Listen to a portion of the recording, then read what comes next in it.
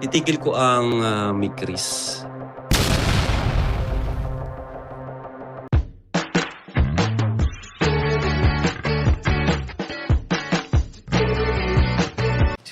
Si Kuya Jens, ano yun, reactor natin yan.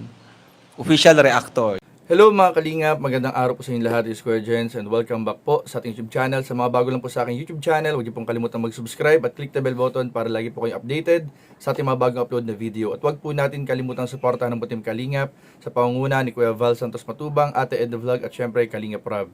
At pakisuportahan din po ang mga kasamahan sa Butim Kalingap. Nandiyan po ang K-Boys, Kalingap Partner, Kalingap Reactor at lahat ng charity vloggers sa buong Pilipinas na tumutulong sa mga kababayan natin ng lahat may hirap. Suportahan po natin lahat guys. So ngayong araw mga kalingap ay bigyan po natin ng reaction video at panoorin po natin ang nakakagulat pong announcement ni Kalingap Rob kagabi sa kanyang live kung saan nga po mga kalingap kanya pong in-announce ang official na pagtatapos o pagkatigil ng tandem na Migris mga kalingap. So ayun nga po, marami nga po nagulat, maraming nalungkot, may mga umiyak din po, pero panoorin po natin kung ano nga ba ang totoong dahilan bakit ito kailangan gawin ni Kalingap Rob. So tara, panoorin po natin in 5, 4, 3, 2. Ang announcement ko po, medyo,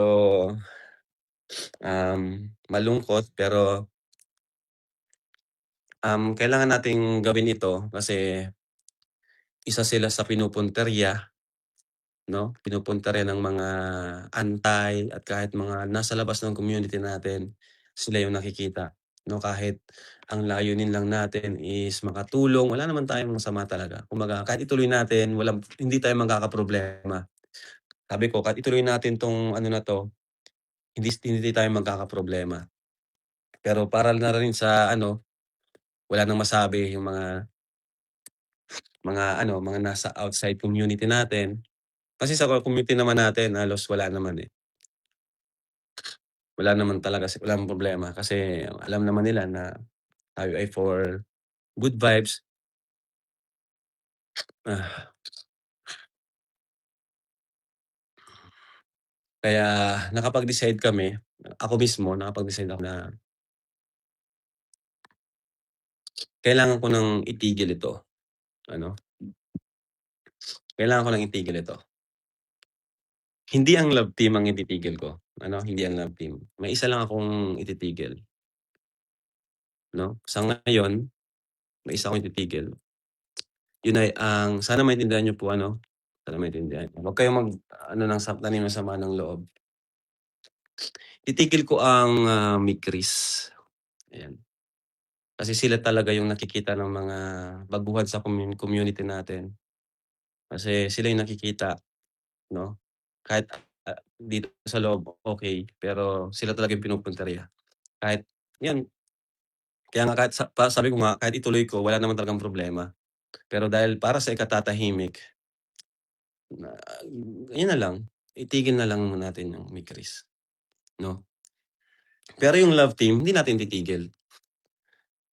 I mean yung ibang love team, hindi natin titigil. Tuloy-tuloy pa rin yun. Kasi si Krista is bata pa nga Siguro puwede siyang magkaroon ng tandem, pero yung malapit sa kanyang age, yung malapit sa edad ni Krista. Kasi sa iba naman gaya ng mga artista, may mga minor din naman, pero yung ka-tandem love team nila is yung malapit sa kanilang edad, ano. And about naman kay Mikoy, yun, baka malipat din siya sa ibang tandem. Kasi tandem lang naman po sila talaga, They're, like artist, 'no. At yun, pasensya na po kayo. Salamat sa pinagsamahan natin. Isang taon din yon. Pero yun nga, kumbaga wala na tayong maisip na kasi kung puro kantahan, magsasawa ng mga viewers. So, si Krista naman, magaling si Krista. Kahit mag-solo siya, kayang-kaya niya. Si Mikoy, magaling din si Mikoy. Kahit mag-isa siya, kayang-kaya niya. So, pasensya na po, kailangan nating gawin. Kasi sila po talaga yung pinupunta rin ng mga outside ng community natin. Si Krista kahit solo, kayang-kaya niya. Kahit solong-solo si Krista kayang-kaya niya, ano. At isa pang dahilan kasi nga may mga nangyari, mga issue about sa ano na hindi na natin kontrolado, hindi natin alam na may nangyayaring mga issue. Ayoko rin ano, ayokong bandang huli magsisi tayo sa huli, 'no? Kasi nga alam niyo na, mabuti na yung safe tayo, mabuti na yung safe tayo.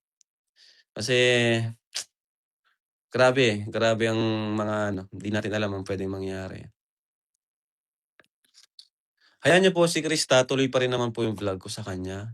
Si Mikoy, Kalingap K-Boys pa rin naman po 'yan. Malay niyo naman po, 'di ba? 'Yun, suportahan niyo lang po kung anong mangyayari sa kanila. Kung si Krista ay may mga katandem na kaedad niya or ano, like tandem lang, 'di ba? Or kung si Mikoy may bagong mga ka-love team na malapit din sa age niya, like yung walang masisilip sa atin, 'no? Kasi before pinagbigyan ko kasi nga tandem lang naman talaga, kantahan, then sumikat, nag-boom, kumbaga para siyang artista dun sa mga ano natin. Pero ngayon talaga is kumbaga naubos na rin yung idea natin, wala na kaming puwedeng gawin kasi unang-una, si Krista ay bata pa, ano? Kaya mahirap talaga. Pero gano'n pa man, salamat sa Chris. Thank you so much sa Chris, grabe. Kay Mikoy, salamat sa'yo Mikoy. Sobra-sobra yung pinagsamahan natin sa Chris, grabe. Sobrang sipag mo, sobrang yung ano mo, pinaghahandaan mo talaga lahat. At kay Krista, wala akong masabi sa batang 'to, walang reklamo, mainitan man ay, sorry, napa-pause ako. Walang reklamo, mainitan man, mabasa man ng ulan, lamukin man diyan. Si Krista kahit ano, talaga, wala akong masabi kay Krista, walang reklamo 'yan. So ayun po mga Kalingap, at malinaw naman po yung paliwanag ni Kalingap Rob. Ayaw man nga sanang gawin, ayaw sanang gawin ni Kalingap Rob, pero kinakailangan po para rin po sa kapakanan ng beneficiary at ng Kalingap. Dahil alam naman po natin sobrang mainit po ang Kalingap, hindi lamang sa mga anti-Kalingap, kundi po pati mga sa mga ibang community na nasa labas po ng Kalingap. So kapag may mga sinisilip nga po sa community ng Kalingap, palaging ang punteriya ay yung mga minor na beneficiary. So kaya ito po, nagawa po ito nagkaroon po si Kalingap Rob ng desisyon na para hindi na rin masyadong masilip yung tandem na may Chris, ay dito na po mga Kalingap tatapusin ni Kalingap Rob yung kanilang tandem, at kung magkakaroon man ng pagkakataon na magkaroon sila ng bagong katandem, o si Bikoy, bagong ka-love team, o si Krista ay bagong katandem na halos ka-age niya, ay abangan na lang po natin yan mga Kalingap. Pero ayun nga, tulad ng sinabi ni Kalingap Rob, napakagaling naman talaga ni Krista. Wala tayong masabi kay Krista, kay Mikoy. Talagang kaya nilang dalhin yung mga eksena nila mga Kalingap. At naniniwala tayo na magkaroon man sila ng mga bagong katandem, ay kayang-kaya pong dalhin ni Mikoy at ni Krista mga Kalingap. So, ayun po, malungkot man, marami nga pong naapektuhan, pero kinakailangan po natin tanggapin para sa kapakanan din po ng beneficiary at ng Team Kalingap. So, patuloy lang po yung ating pagsuporta, syempre sa lahat ng love team, sa mga beneficiaries, Kalingap Angel, kay Kalingap Rob, kay Kuya Val, at syempre po sa lahat po ng kasamaan po natin sa Team Kalingap. So, yun lamang po, comment down below kung ano po inyong masasabi at reaction dito sa reaction video na to, sa announcement na to ni Kalingap Rob. And sabay-sabay nating basahin sa susunod po nating reaction video. So yun lamang po, at maraming po salamat sa panonood. Please don't forget to like, comment, share, and subscribe sa ating mga video. Maraming po salamat. God bless. Bye-bye.